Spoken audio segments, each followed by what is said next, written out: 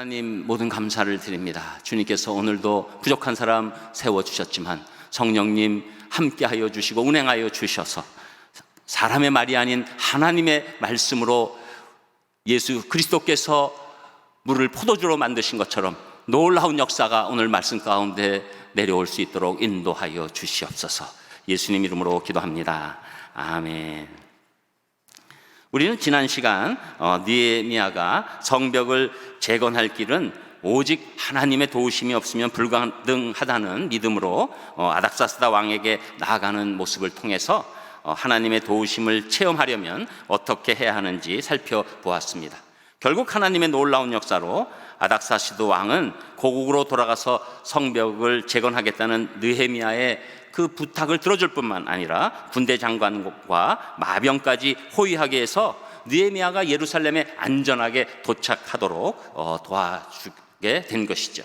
그래서 예루살렘에 지금 느헤미야는 도착합니다. 언뜻 보면 이러한 순풍과 같은 상황에서 이제 권세도 받았기 때문에 느헤미야는 성벽 재건에 바로 돌입할 수 있었습니다. 그러나 돌입하지 않고 준비하는 기간을 오늘 갖고 있는 것이죠. 그래서 오늘 본문을 통해서 하나님의 크신 뜻을 행하려면 어떻게 해야 하는지 우리가 세 가지로 살펴보겠습니다. 첫 번째로 하나님의 크신 뜻을 행하려면 하나님의 때를 분별할 줄 알아야 합니다 라고 말씀하는데, 그 말씀이 15절에서 17절까지 나옵니다. 우리 세 절 이미 읽으셨지만 또 한 목소리로 같이 읽겠습니다. 15절 시작. 그 밤에 시내를 따라 올라가서 성벽을 살펴본 후에 돌아서 골짜기 문으로 돌아왔으나 방백들은 내가 어디 갔었으며 무엇을 하였는지 알지 못하였고, 나도 그 일을 유다 사람들에게나 제사장들에게나 귀족들에게나 방백들에게나 그 외에 일하는 자들에게 알리지 아니하다가 후에 그들에게 이르기를, 우리가 당한 공경은 너희도 보고 있는 바라. 예루살렘이 황폐하고 성문이 불탔으니 자, 예루살렘 성을 건축하여 다시 수치를 당하지 말자 하고. 아멘. 사실 오늘 본문 앞에 있는 말씀에 보면 느헤미야는 예루살렘에 도착해서 사흘이 지났을 때까지도 아무에게도 말하지 않고 밤에 나가서 예루살렘의 무너진 성벽과 성문을 면밀하게 살펴봅니다. 그러면서 느헤미야는 이미 12절에 고백이 있는데, 거기 보면 내 하나님께서 예루살렘을 위해 무엇을 할 것인지 내 마음에 주신 것, 이미 하나님이 느헤미야의 마음에 주신 건 무엇입니까? 성벽 재건이죠. 이미 하나님의 뜻이 왔습니다. 그래서 예루살렘 성벽 재건의 크신 뜻을 알고 있고 이제 그 크신 뜻을 행해야 할 때가 왔다고 지금 느헤미야는 느끼는 것이죠. 그러나 이 뜻을 알아도 느헤미야는 바로 시행하려 하지 않았습니다. 그래서 오늘 여러분 지금 방금 읽으신 15절에 보면 그 밤에 시내를 따라 올라가서 라는 말씀이 있습니다. 이것은 예루살렘 그 성 옆에 흐르고 있는 기드론 시내를 말씀하고 있는 것이죠. 지금도 거기에 똑같이 골짜기 같이 보이는데 지금은 물은 흐르지 않고 그냥 이렇게 골짜기의 모습만 나타나 있습니다. 그런데 그때는 시내가 흘렀기 때문에 그것을 따라서 예루살렘 성벽을 다 이렇게 다시 보고 있었다는 것이죠. 이 성벽을 살펴보고 돌아서 골짜기 문으로 돌아왔어요. 그런데 16절에 보니까 방백들은 내가 어디 갔었으며 무엇을 하였는지 알지 못했고, 사실 방백들에게 알리고 그 위치를 같이 보는 게 좋을 것 같았으나 이 일을 하기 위해서 이제 방백들에게도 알리지 않고 또 유다 사람들 백성 전체도 제사장들도 귀족들도 또 그 외에 있는 자들까지도 다 알지 못하게 하고 자기 혼자서 야밤에 그 성벽을 다 관찰하고 왔다는 것이죠. 느헤미야는 모든 것을 직접 조용히 살펴보고 시간을 가진 후에 성벽 재건의 때가 이제 언제인가라고 생각했을 때 이제 그것을 보고 이제는 해도 되겠다, 이제 하나님의 때가 왔다라는 것에 마음이 오게 된 것이죠. 그리고 결국은 17절에서 이제 이 시간이 꽤 지난 것 같아요. 보면 후회라고 나와 있는데 이것은 그냥 짧은 시간이 아닙니다. 조금 적당한 기간이 지난 후에 하나님의 때가 됐다고 확신하면서 백성들을 모은 것이죠. 그러면서 백성들을 이렇게 모았을 때 말합니다. 우리가 당한 공경은 너희도 보고 있는 바라. 17절에 보면 예루살렘이 황폐하고 성문이 불탔다 라는 현실을 말하고 있는 것입니다. 이 현실 지금 유다 백성들도 다 알고 있죠. 그러나 여기에 공감대가 필요하고, 무엇보다도 지금 느헤미야는 하나님의 때를 온전히 알고 싶은 상황 가운데 그 마음에 확신이 왔을 때 백성들에게 말하고 있는 것입니다. 그래서 공개적으로 성벽 재건을 호소하고 있는 것이죠. 즉 느헤미야는 하나님의 크신 뜻을 알고 조용히 상황을 파악할 때와 또 공개적으로 유다 백성을 독려하면서 성벽 재건을 시작할 때를 분별하고 있었던 것입니다. 여러분, 우리 신앙생활에서 중요한 것은 하나님의 때를 분별할 줄 아는 것입니다. 모든 일에는 때가 있기 마련이어서 이 분별하는 지혜가 없으면 같은 사람인데도 불구하고 그것이 온전하거나 아니면 온전하지 못한 일로 귀결되게 되는 것이죠. 그래서 전도서 3장 1절에 범사에 기한이 있고 천하 만사가 다 때가 있나니 이렇게 말씀하는 것입니다. 그래서 우리는 하나님의 뜻을 받는 것이 첫 번째로 가장 중요하죠. 그러나 두 번째는 하나님의 때가 언제인가를 분별할 수 있는 것이 매우 중요한 것입니다. 그래서 하나님의 크신 뜻을 아는 것 중요하고, 또 하나님의 때에 그 모든 것들을 감당하고 그 시작을 하는 것, 또 어떤 일을 마무리하는 것 굉장히 중요한 것입니다. 우리가 지금 가을에 와서 추수의 때를 보면 어떻게 우리가 알잖아요. 심을 때가 있다는 거 알지요. 지금 가을에 막 심으면 되나요? 안 되지요. 가을에는 거둘 때지요. 파종의 시기를 놓치게 되면 아무리 많이 심고 또 아무리 많이 수고해도 거두는 것이 없거나 적을 수밖에 없는 것처럼, 우리가 그 모든 때를 분별할 수 있는 힘이, 하나님의 은혜가 우리 가운데 임할 때 하나님의 놀라운 일들이 시작되게 되는 것입니다. 그래서 성도인 우리는 무엇보다도 하나님께서 정하신 때를 분별할 줄 아는 그런 지혜가 있어야 되는 것이죠. 이 분별이 없으면 하나님의 크신 뜻이 왔는데도 불구하고 이것이 체험으로 나타나지 않는 거예요. 합력해서 선으로 나타나지 않는 것입니다. 여러분, 대표적으로 사도행전 16장에 보면 사도 바울이 1차 선교 여행을 바나바와 함께 잘 마쳤습니다. 그리고 잘 마쳤는데 거기에 약간의 이제 그 인간적인 트러블이 조금 생기면서 이 바나바와 이 사도 바울이 이제 갈라서는 여행을 하면서 2차 선교 여행 때부터 이제 바나바와 같이 가지 않고 사도 바울이 나가게 되는 것이죠. 그때 2차 선교 여행을 시작하려 했을 때 원래는 1차 선교 여행 했던 곳을 다시 돌아보면서 조금 확장하는 그런 그 소아시아 지역을 주로 보려고 했던 것입니다. 지금으로 말하면 터키 지역을 중심으로 한 지역으로 다니려고 했던 것이죠. 그런데 성령님이 이상하게 사도 바울이 가려고 하면 막으시는 거예요. 마음으로도 막고 현실로도 막는 일이 일어나는 거예요. 그러면서 성령님께서 이 마게도니아, 즉 유럽 지역으로 인도하신다는 것을 깨달았고 그것을 순종했습니다. 그래서 2차 선교 여행은 그 소아시아를 넘어서서 유럽으로 넘어가게 되고, 그것이 특히 로마에까지 가게 되면서 우리 기독교 역사가 활짝 열리게 된 것입니다. 만약에 그때 그 2차 선교 여행 때 하나님의 때를 분별하지 못하고, 아닙니다, 저는 1차 선교 여행 해서 거기 세워진 교회 다시 돌보고 거기서 확장해야죠, 지금 거기도 제대로 서 있지 않은데 무슨 또 2차로 딴 데 저렇게 가겠습니까? 라고 고집을 피우고 자기 뜻대로 움직였다면 지금의 기독교 역사는 온전히 일어날 수 없었던 것이죠. 여러분, 그래서 우리가 하나님의 뜻과 그러면 하나님의 때를 어떻게 알 수 있냐고 이제 물어보시기 쉬운데, 사실 가장 중요하게 우리에게 선물로 주신 분이 성령 하나님이 우리 안에 계신 것입니다. 우리가 기도와 말씀으로 어떤 중요한 일을 향해서 꾸준히 나가면 먼저 하나님의 크신 뜻을 알려주십니다. 그리고 하나님의 때를 하나님께서 인도하십니다. 그때 순종하면 그 사람이나 그 교회에 큰 은혜가 내려오고 하나님의 크신 뜻이 놀라운 일로 활짝 펼쳐지게 되는 것이지요. 그래서 우리가 하나님의 이 뜻과 때를 위해서 열심히 기도하고 말씀 받고 예배드리는 이유가 거기에 있는 것입니다. 저는 우리 사랑하는 산상의 성도님들이 특별히 이 기간에 더욱더 성령 충만하셔서 하나님의 때를 분별하여 하나님의 크신 뜻을 행하시기를 주님의 이름으로 축복합니다.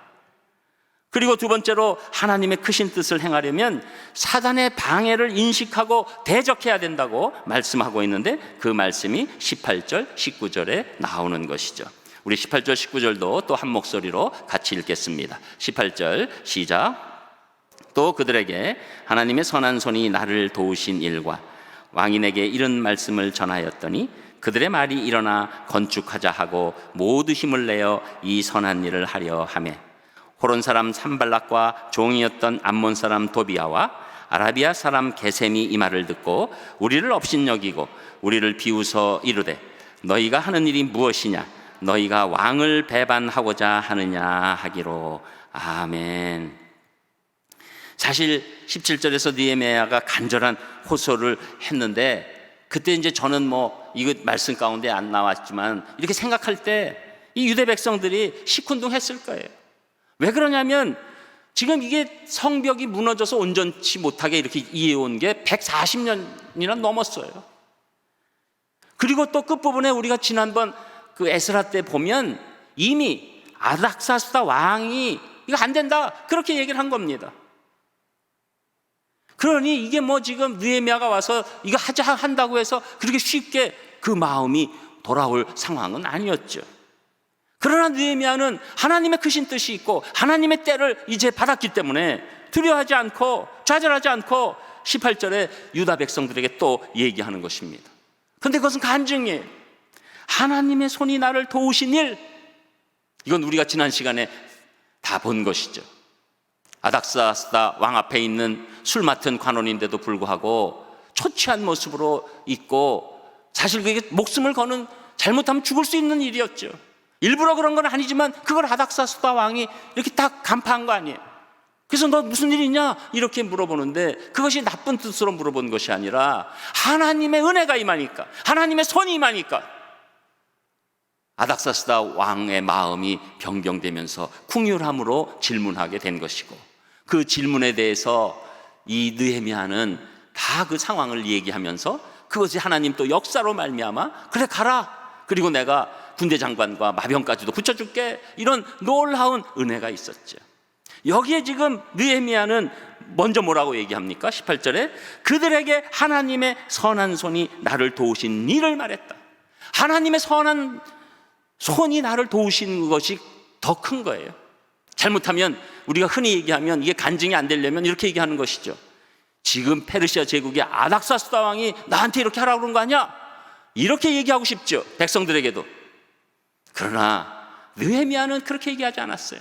하나님의 선한 손이 나를 도우신 일이 먼저 있었고, 그 다음에 아닥사스다 왕이 내게 이렇게 해서 여기까지 오게 도와줬다, 그 얘기를 하게 된 것이죠.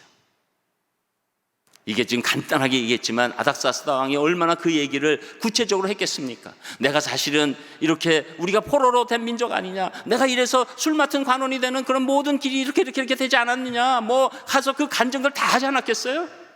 그러다가 내가 이 성벽 소식을 듣고 내 형제 중 한 사람이 다 무너지고 회파된 그 소식을 듣고, 또 거기에 있는 너희들에게 내 마음이 너무 아파서 내가 식사도 제대로 못하다가 이렇게 됐다, 그런 얘기를 하는 그 하나님의 손을 알고 아닥사스다 왕까지 움직이시는 하나님을 알라라고 말씀을 전하니까 유대 백성들이 어떻게 됩니까?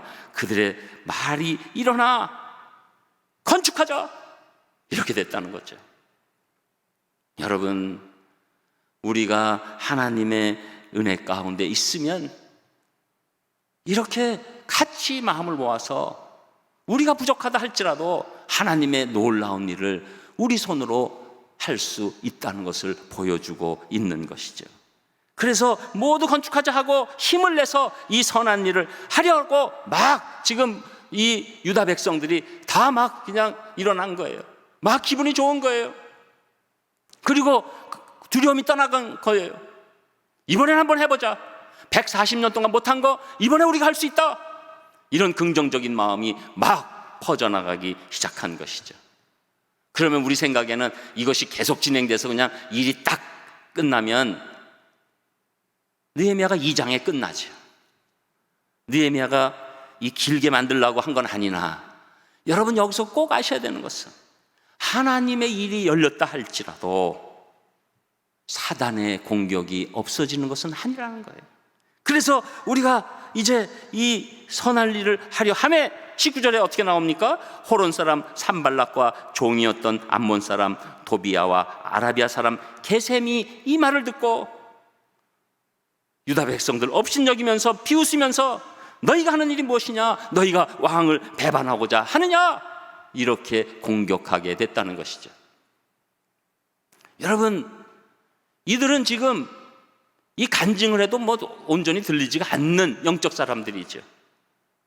그러니 이미 아닥사스다 왕이 이 성벽 짓는 것을 거부한 사실이 이미 있었거든요. 그러니까 너희들 이 일을 하는 것은 왕을 배반하는 일이다. 이 당시 모든 권한을 갖고 이 모든 사람의 생사 여탈권을 갖고 있는 이 페르시아 왕의 명령을 거역한다는 것, 그건 너희들 죽겠다고 하는 일 아니냐? 라면서 강하게 공격하기 시작하는 것입니다. 또 무엇보다도 이들이 이렇게 하는 행동에는 자기 이권에 관한 문제가 있는 것이죠. 자기들의 통치 영역이 줄어드는 것을 의미할 뿐만 아니라 정치적인 입지도 크게 약화되는 것을 의미하는 것입니다. 또 이방 나라 사람들인 이 사람들 입장에서는 자기 나라에도 큰 위협이 될 수 있다는 것을 이제 예상하고 있는 거예요. 왜냐하면 과거에 다윗 왕 때나 솔로몬 왕 때, 그때 이방 족속들을 완전히 물리친 그때 시절이 있었거든요. 그러니까 두려움이 있는 겁니다. 그래서 괜히 이런 것들이 허락되기 시작하면 자기들이 여기서 살고 있는 모든 터전이나 권세나 위치가 다 없어지는 것 아닌가 하는 두려움이 왔던 것이죠. 그러니까 여기에 지금 말이 세 사람이지 이방 사람들이 힘을 모아서 이제 업신여기고 비웃으면서 너희들 왕을 배반하는 일이라고 이렇게 막 밀어붙이게 되는 것입니다. 보통 사람들 같으면 여기에 당연히 움츠러들죠. 많은 분들이 하나님의 크신 뜻을 알고 또 하나님의 때를 깨달아도 거기서 멈추는 이유는 이 사단의 공격을 이겨내지 못하기 때문이에요. 그리고 인지하지도 못하기 때문에 크게 당하는 것입니다. 그래서 이 예루살렘의 기득권을 가진 이방 관리들이 방해하는 상황, 그런데 느헤미야는 기도하는 사람이기 때문에 이것을 인지하고 있었던 것입니다. 여러분, 하나님의 크신 뜻을 행하기 위해서 또 하나님의 합당한 때를 우리가 행하면서 나가기 위해서는 사단의 공격이 분명히 있을 것이라는 인지가 굉장히 중요한 것입니다. 이것을 깨닫느냐 깨닫지 못하느냐가 그 다음에 있는 이 모든 일에 굉장한 중요한 열쇠를 갖게 되는 것이죠.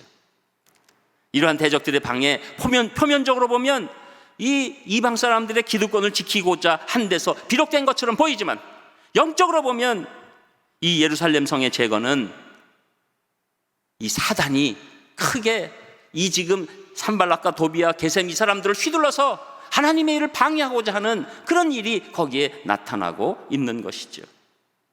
그래서 사단이 이 일을 방해하는 것, 당연히 당연한 이유는 사단은 하나님의 일이 자꾸 돌아가는 것을 싫어합니다. 하나님의 일이 안 돼야 돼. 하나님을 의지하는 성도들이 어려움을 겪어야 돼. 신앙이 떨어져야 돼. 여러분, 그런 일이 우리 가운데서도 지금 또 코로나 기간 가운데서도 사실은 영적으로 보면 우리의 믿음 생활, 신앙 생활 가운데 사단의 공격이 굉장히 많다는 것을 여러분이 인지하셔야 돼요. 우리는 그냥 왔다 갔다 하는 것 같은데 여러분, 사단이 제일 잘하는 게 무엇입니까? 속이는 거예요. 지금도 이것은 사단의 공격처럼 보이지 않게 하려고 지금 이 세 사람이 나서고 이방 사람들이 나서면서 하나님의 일을 방해하는 것입니다. 여러분, 우리는 하나님 나라가 완성될 때까지 사단과의 영적 전쟁이 끝나지 않는다는 것을 인지해야 합니다. 여러분, 인생이라는 건 무엇입니까? 사단과의 영적 전쟁이에요. 그래서 우리가 말씀과 기도와 예배로 성령 충만하면 사단은 물러가게 돼 있습니다. 그러나 우리가 허점이 보이고 유혹할 요소가 남아있다면 죄를 짓게 하고 쓰러지게 하고 넘어지게 해서 결국은 사단의 영역을 넓혀 가고 있는 것이죠. 여러분, 우리가 이 영적 전쟁에서 승리하고자 한다면 그 일어나는 일이 사단이 지금 벌이고 있다는 것을 깨달아야 한다는 것입니다. 그리고 그것에 대해서 도망가면 안 되는 것이죠. 여러분, 만약에 이 공격에서 그냥 느헤미야가 미리 이건 안 되겠네, 쟤네들이 얼마나 센 애들인데, 쟤네들이 여기 지금 실권 다 갖고 있잖아, 그런데 우리가 무슨 일을 하겠어, 그 공격을 받으면서 그냥 그래 그럼 중단, 그리고 좀 딴 데 해보자, 뭐 이러면 끝나는 일이었죠. 그러나 느헤미야는 이 사단의 공격을 인지하고 끝나는 것이 아니라 대적하기 시작하는 것입니다. 하나님의 말씀으로 나가는 것입니다. 기도로 나가는 것입니다. 그래서 앞으로 3장부터 이제 끝나는 그 모든 과정이 이 느헤미야가 보이는 영적 전쟁의 모습이 나타나 있는 것이죠. 여러분, 느헤미야는 사실은 선지자가 아니죠. 제사장이 아니죠. 우리와 같은 일반 사람. 그런데 이 일반 사람이 영적 전쟁을 하는 거예요. 이것은 성벽재건이라는 어떤 면에서는 이 벽을 쌓는다는 일반 일입니다. 그런데 거기에 사실은 영적 전쟁을 하고 있다는 것을 느헤미야가 보여주는 거예요. 그래서 느헤미야서가 소중한 이유는 우리 일반 성도님들에게 큰 삶의 기준과 그 방향성을 제시하고 있는 것입니다. 저는 여러분들이 지금 진행되는 일 가운데서 먼저 사단의 공격 가운데 있는 부분이 어떤 것인지 인지하시기를 바랍니다. 또 인지하셨으면 거기서 끝나지 않고 대적하시기를 바랍니다. 그때 우리가 하나님의 일을 하나님의 때에 온전히 감당할 수 있는 것이죠. 우리 귀한 산상의 성도님들, 사단의 방해를 인식하고 대적하고 승리해서 하나님의 크신 뜻을 행하시기를 주님의 이름으로 축복합니다. 그리고 끝으로 세 번째, 하나님의 크신 뜻을 행하려면 하나님의 인도를 절대적으로 신뢰해야 된다고 말씀하는데, 그 말씀이 20절에 나옵니다. 우리 20절도 같이 읽겠습니다. 20절 시작. 내가 그들에게 대답하여 이르되 하늘의 하나님이 우리를 형통하게 하시리니 그의 종들인 우리가 일어나 건축하려니와 오직 너희에게는 예루살렘에서 아무 기업도 없고 권리도 없고 기억되는 바도 없다 하였느니라. 아멘. 이제 대적들의 조롱과 협박에 대해서 느헤미야의 반응이 지금 20절에 기록된 것이죠. 대적들은 유다 백성들이 예루살렘 성벽 재건을 결의하고 공사를 시작하려고 하자마자 이렇게 협박하면서 그냥 스스로 무너지기를 원하죠.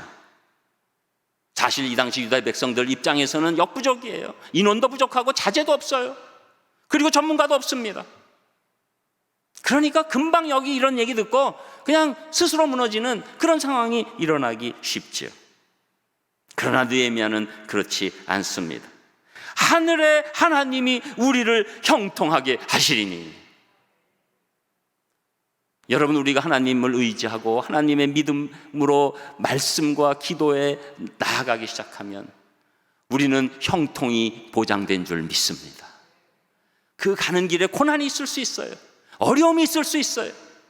그러나 궁극적인 형통이 우리에게 보장되어 있는 줄 믿습니다. 그래서 느헤미야는 지금 돌 하나 갖다 놨나요? 그런데 하늘의 하나님이 우리를 형통하게 하시리니, 이 확신이 있는 것이죠. 그러면서 그의 종들인 우리, 이게 중요한 겁니다. 여러분, 우리는 그냥 사람이 아닙니다. 우리는 하나님의 종인 동시에 하나님의 자녀인 줄 믿습니다. 그러니 우리가 믿음을 발휘하고 주님 의지해서 나가고, 그 신뢰가 부분적인 것이 아니라 절대적이라면 우리에게 형통을 주시는 거죠. 그래서 그것을 선포하는 거예요. 그의 종들인 우리가 일어나 건축하려니와. 지금 유대 백성들은 쪼그라들어 있어요. 지금 페르시아에 의해서 막 그냥 식민지 사람이에요. 아무것도 아니에요. 그런데 느헤미야는 너희들 하나님의 종이야. 그런데 우리가 건축하는 거야. 누가 뭐라 해도 이것은 이루어진다. 형통하게 된다. 그러면서 그 마음에 놀라운 은혜를 끼치고 있는 동시에 지금 이 이방 대적들에게는 얘기합니다. 오직 너희에게는 예루살렘에서 아무 기업도 없고 권리도 없고 기억되는 바도 없다. 그들은 이미 하나님으로부터 버림받은 자들이라는 것을 얘기하는 것입니다. 여러분, 우리가 약해도 우리가 예수 그리스도의 힘을 힘입어 사단을 물리치고 승리할 줄 믿습니다.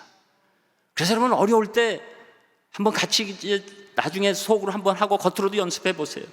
여러분이 사단의 공격을 받는 마음이 있거나 여러 가지 상황이 있으면 예수 그리스도의 이름으로 명하노니 더러운 사단아 물러갈지어다. 여러분, 이것이 우리에게 힘을 주는 것입니다. 왜? 내 권세가 아니라 예수님 권세로 승리하게 되는 것입니다. 여러분, 그래서 느헤미야는 지금 하나님의 뜻을 지금 다 끝났나요? 행하는 시작점에서 이렇게 놀랍게 하나님의 인도를 절대적으로 신뢰하면서 선포하면서 나아가고 있는 것입니다. 여러분, 이런 일들은 성경에 계속 나타납니다. 가나안 정복 전쟁의 영웅인 여호수아와 갈렙은 하나님의 인도를 확신했기 때문에 이제 정탐꾼 12명 갔을 때 나머지 10명들은 어휴, 거기 뭐 사람들 다 거인이에요. 막 포도 하나 매려고 그러면 두 사람이 이렇게 매도 들까 말까입니다. 막 두려움으로 나왔지만 여호수아와 갈렙은, 특히 노장인 갈렙은 두려워하지 않고 하나님이 도와주시면 우리가 능히 들어가서 그 땅은 적과 끓이 흐르는 땅이니 하나님이 능히 이기게 하시고 그 땅에서 놀라운 복을 주실 것이다 라는 믿음으로 나갔을 때, 이제 광야의 생활의 끝이 나고 가나안 땅으로 들어갈 때 1세대들은 다 그곳에서 죽었지만 유일하게 1세대 가운데 여호수아와 갈렙만이 가나안 땅에 들어가서 하나님의 놀라운 역사를 펼치게 된 것입니다. 여러분, 그렇습니다. 하나님의 일을 하다 보면 우리가 뛰어넘을 수 없는 것 같은 벽에 부딪힐 수도 있어요. 그러나 하나님의 인도를 확신한다면 하나님의 뜻을 행하고 이룰 수 있는 것입니다. 여러분, 거꾸로 생각하면 하나님의 일은 아무나 다 이루는 것이 아닙니다. 하나님의 일은 오직 하나님의 인도를 절대적으로 신뢰하고 그 믿음에 따라서 담대히 행하는 자만이 이룰 수 있는 것입니다. 왜냐하면 하나님의 크신 뜻을 이루는 데 있어서 그 일을 하나님이 행하시고 우리는 도구일 뿐입니다. 한마디로 우리는 하나님과 그냥 같이 타면 되는 거예요. 그 실제로는 하나님 하셔요. 그리고 우리는 믿음을 발휘해서 하나님께 타는 거예요. 그런데 칭찬은 누가 받습니까? 우리가 받는 것이죠. 그게 하나님의 아버지 사랑이에요. 다 하나님 해놓으시고 우리로 하여금은 믿음으로 돌아와라, 끝까지 한번 같이 가는 것이다, 나를 절대적으로 의지하라. 이루시는 분은 하나님이시고 칭찬받는 사람은 우리가 되는 것입니다. 여러분, 이것이 우리 삶의 원리예요. 하나님의 크신 뜻을 이루는 원리가 되는 것입니다. 그래서 로마서 4장 21절에 보면 약속하신 그것을 또한 능히 이루실 줄을 확신하였사오니, 하나님 주신 말씀 꼭 이루실 줄 믿습니다. 하나님이 우리에게 주신 크신 뜻 하나님의 때에 꼭 이루실 줄 믿습니다.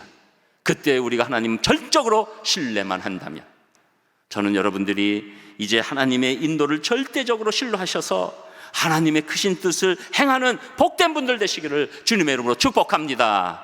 기도하겠습니다. 하나님, 모든 감사와 찬송을 올려드립니다. 오늘 느헤미야의 모습을 바라보면서 하나님의 크신 뜻을 행하는 모든 과정들을 바라봤습니다.